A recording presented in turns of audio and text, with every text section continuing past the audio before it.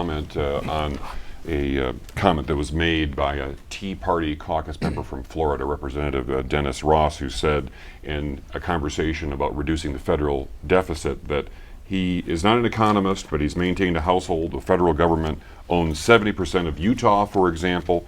There are federal buildings. If you need cash, let's start liquidating. What do you think about the idea of starting to sell Utah land to help pay down the federal deficit? Well, it's an idea that's not new. That's been talked about for the last generation. If we want to reduce the deficit and balance the budget on a federal level, why don't we sell some of the federal assets? And of course, we have a lot of private land, a lot of federal land that they could liquidate and help balance the budget. I think it's certainly worth exploring. I don't think we're going to sell off, our national parks and some of those pristine areas. But there's a lot of land that could, in fact, be privatized and help reduce the deficit. So I think it's got some merit to it. Again, nobody's talked to us about it. Really, in Utah, it's not just 70%. But if you factor in Indian reservations, if you factor in other government lands besides the federal government, we only have about 21% of Utah that's privately owned land. Compared to the people back east, they can't even comprehend that. And it does inhibit our ability to develop commercially. It inhibits our ability to fund education.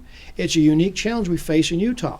But is there a concern about the sort of camel's nose under the tent kind of argument, where once the federal government has its eye on this piece of land, then another, and then before you know it, the state doesn't have any control over what's happening? Is there a concern about that? I don't think so. I don't think the federal government has any appetite to sell anything they've got.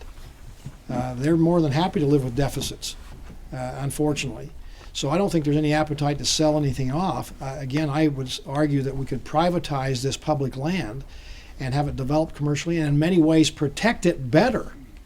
We've got instances around the state where land has been held in private ownership and protected Indian artifacts and ancient burial grounds as well as camping grounds better than when it's been turned over to the government to manage. So again, I don't think there's going to be a big march towards, liquidating our public lands. Governor. But most states, I just add, as you look at the history of America, when states became states, the process was to take that land which was not owned privately, give to the federal government for the purpose of disposal. And they sold that land, and that's why all the lands from the East Coast till the Rocky Mountains is virtually all private land, because they did that. They changed the process when they came to the Intermountain West. And we gave them the unowned land for the purpose of disposal. The federal government just never disposed of it. And that's why it's become public lands, and with the FLIPMA Act and other things that have incorporated into what we have today, which is unique, way different than most other states in America.